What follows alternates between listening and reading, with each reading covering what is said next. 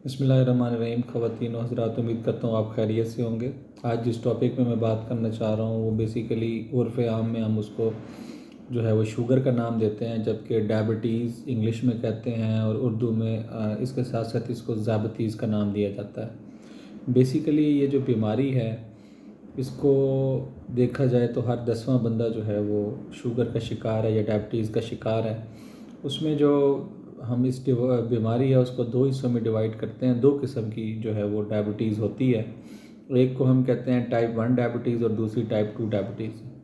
Type 1 diabetes जो होती है वो टोटली इंसुलिन डिपेंडेंट डायबिटीज़ होती है। और उसमें होता ये है कि जब बच्चा पैदा होता है तो या तो उसका पेंक्रियाज जो है वो ग्लूकोज के मालिक्यूल्स को जो है वो प्रोसेस नहीं कर पा रहा होता और इंसुलिन का रिलीज़ नहीं कर पा रहा होता, या फिर ये होता है कि उसका पेंक्रियाज सिरे से होता ही नहीं है बॉडी में। तो ऐसे पेशेंट को जस्ट इंसुलिन दी जा सकती है, इंसुलिन के अलावा जो है उसका कोई इलाज नहीं होता। उसके साथ साथ अगर हम दूसरी जो किस्म है डायबिटीज़ की उसकी बात करते हैं तो उसको हम टाइप 2 डायबिटीज़ भी कहते हैं। उसमें बेसिकली होता ये है कि जो डायबिटीज़ का पेशेंट है वो टाइप 2 में मुब्तला होने की वजह से कभी उसका पेंक्रियाज काम करता है और कभी नहीं करता। और मोस्टली देखा यह गया है कि 20 साल की उम्र के बाद जो है ना ये जो टाइप 2 है वो डायग्नोज़ होती है। 20 साल से लेके 40 साल की उम्र, ये जो 20 साल का टाइम है इसमें कभी भी टाइप 2 जो है वो डायबिटीज़ डायग्नोज़ हो सकती है। और इसमें जो है जो पेशेंट टाइप 2 डायबिटीज़ में मुब्तला होता है उसकी दो वजूहात होती हैं। एक होता है फीमेलियल डायबिटीज़, जिसमें पेशेंट जो है उसकी फैमिली में डायबिटीज़ होती है, उसके बाप को, उसके दादा को, उसके नाना को, नानी को या वालदा को। तो वो क्या होता है कि वो जेनेटिक प्रॉब्लम्स की वजह से वो विरसे में आ जाती है, लेकिन वो एक्सपोज तब होती है जब एज का एक हिस्सा गुजर जाता है। दूसरी डायबिटीज़ जो होती है वो होती है सेडेंट्री लाइफस्टाइल की वजह से। मतलब ये है कि जो पेशेंट होता है वो अपने लाइफस्टाइल में सेडेंट्री लाइफस्टाइल में रह रहा होता है, खाना पीना और उसके बाद जो है वो एक्सरसाइज नहीं करता और खाने में एहतियात नहीं करता, जिसकी वजह से वो डायबिटीज़ का शिकार हो जाता है। तो ये जो दोनों टाइप्स हैं इन दोनों की ट्रीटमेंट मुख्तलिफ है। टाइप 1 जो है वो तो डेफ़िनेटली इंसुलिन के बगैर गुजारा नहीं है, पेशेंट को इंसुलिन जो है वो यूज़ करनी पड़ती है, तो उसके बाद ही वो ठीक रहता है। अगर इंसुलिन यूज़ ना कराएं तो उसकी बॉडी में जो है वो शुगर के मालिक्यूल्स बढ़ जाते हैं और ब्लड शुगर के मालिक्यूल बढ़ने की वजह से उसके बॉडी में काफ़ी सारी प्रॉब्लम्स आ सकती हैं, जैसे कि उसके ज़ख़म ठीक नहीं होते, उसकी किडनी के ऊपर जो है ना वो इफ़ेक्ट कर सकती है, आइज़ के ऊपर कर सकती है, हार्ट के ऊपर कर सकती है, या ब्रेन के ऊपर कर सकती है। हमारी बॉडी में जो वाइटल ऑर्गन्स हैं वो बेसिकली 4 ही हैं, जिसमें हम आई की बात करते हैं, ब्रेन की बात करते हैं, किडनी की और हार्ट की बात करते हैं। इन चारों के ऊपर जो है डायबिटीज़ डिफरेंट किस्म के जो है ना वो प्रॉब्लम्स पैदा कर सकती है। इसलिए उनको जो है वो टाइप 1 के जो पेशेंट हैं उनको इंसुलिन का इस्तेमाल करना चाहिए ताकि वो बचे रहें इन बीमारियों से। और जब हम टाइप 2 की बात करते हैं तो सबसे पहले जो ऐसे पेशेंट हैं, ऐसे पर्सन्स हैं जिनकी फैमिली में ऑलरेडी डायबिटीज़ मौजूद है, जिनके पेरेंट्स में या उनके नाना नानी या दादा दादी में डायबिटीज़ थी, तो उनके लिए गुजारिश ये है कि उनको चाहिए कि वो अपनी जवानी से ही एहतियात करना शुरू कर दें, बजाय इसके कि इस चीज़ का वेट करें कि डायबिटीज़ मुझे कब डायग्नोज़ होगी और कब मैं एहतियात करना शुरू करूँगा। और ऐसे पेशेंट जिनमें सेडेंट्री लाइफस्टाइल है उनको चाहिए कि अपनी लाइफ में मॉडिफिकेशन लेके आएँ। लाइफ मॉडिफिकेशन जो है उससे ये होगा कि उन लोगों में डायबिटीज़ के होने के चांसेस कम हो जाएंगे और वो अपनी अच्छी लाइफ गुजार पाएंगे। और इसके साथ साथ ये होता है कि हमारी डाइट में जो है वो कुछ ऐसी चीज़ें मौजूद हैं जिनको अगर हम रोकें तो हम अपने आप को डायबिटीज़ जो है उसको ख़त्म कर सकते हैं। उसमें 4 चे का बेसिकली जो है वो पुराने क्लिनिशियंस कहते थे कि उनके ऊपर आप जो है ना वो कंट्रोल करें। एक तो आपकी जो है वो चिकनाई है, ठीक है। दूसरा आपकी जो चीनी है, ठीक है ना, उसको आप कंट्रोल करें, उसको कम खाएं। चपाती को आप कम खाएं और चावल आप कम इस्तेमाल करें। ये बेसिकली चारों जो चे हैं ये आपको डायबिटीज़ की तरफ लेके जाते हैं।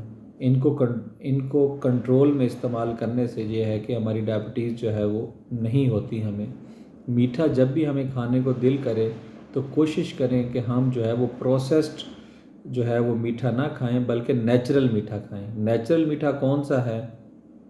जैसा कि आप फ्रूट्स में देखते हैं, जो फ्रूट में मीठा है वो नेचुरल है। ये मैं उन लोगों के लिए बता रहा हूँ जो कि डायबिटिक नहीं है।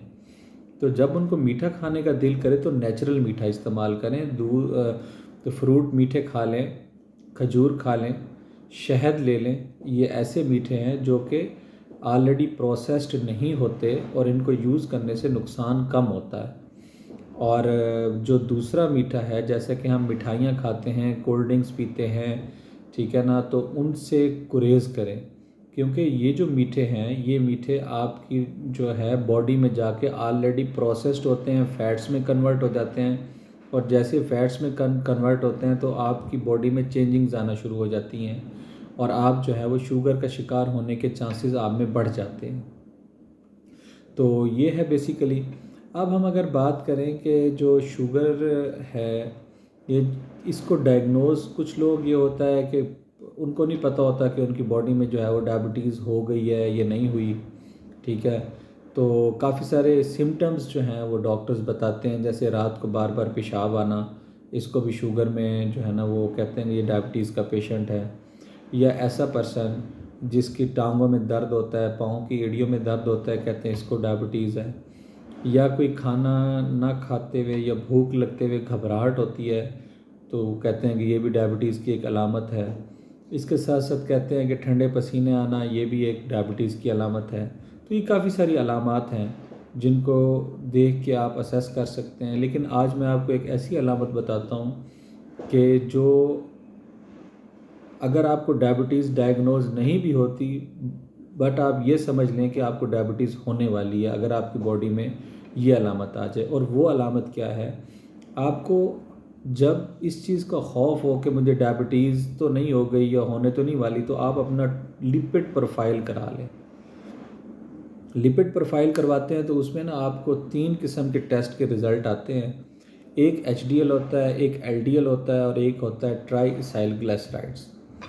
आप चेक करें, अगर आपके ट्राईइसाइलग्लिसराइड बढ़े हुए हों तो इसका मतलब ये है कि आपकी बॉडी के अंदर जो है वो इस टाइम शुगर के मालिक्यूल्स बढ़े हुए हैं और आने वाले दिनों में आपको डायबिटीज़ हो सकती है। ये एक छोटा सा टेस्ट है जो छोटी लैब से 700-800 में हो जाता है, बड़ी लैब से 1500 से 2000 में हो जाता है। इससे आपको 2 फ़ायदे होते हैं। एक ये होता है कि आपको पता चल जाता है कि आया कि आपको शुगर तो नहीं है, और दूसरा ये फ़ायदा होता है कि आपके अगर कोलेस्ट्रॉल लेवल बढ़े हुए होते हैं तो उसको आप कंट्रोल कर सकते हैं। तो आज की जो मेरी वीडियो थी उसमें हमने थोड़ा सा इंट्रोडक्शन जो है वो डायबिटीज़ के हवाले से उसके पर बात की है। आगे मैं मज़ीद इंशाल्लाह इसमें आपको बताऊंगा कि डायबिटीज़ से हम कैसे बच सकते हैं, डायबिटिक पेशेंट अपनी लाइफ कैसे गुजार सकता है, और इसके साथ साथ जो है वो कौन सा टेस्ट ज़्यादा अच्छा है डायबिटीज़ के हवाले से। क्या हम रैंडम ब्लड शुगर या फास्टिंग ब्लड शुगर कराएं, या हम जो है ना HbA1c कराएं। तो इसके ऊपर हम एक डिटेल वीडियो इंशाल्लाह मैं नेक्स्ट टाइम लेके आऊँगा। और मेरे साथ जुड़े रहने का शुक्रिया। आज के लिए इतना ही। मेरे लिए दुआ कीजिएगा।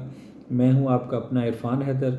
इंशाल्लाह फिर हम दोबारा इस नॉलेज को जो है वो रिकनेक्ट करेंगे नेक्स्ट वीडियो में। अल्लाह हाफ़िज़।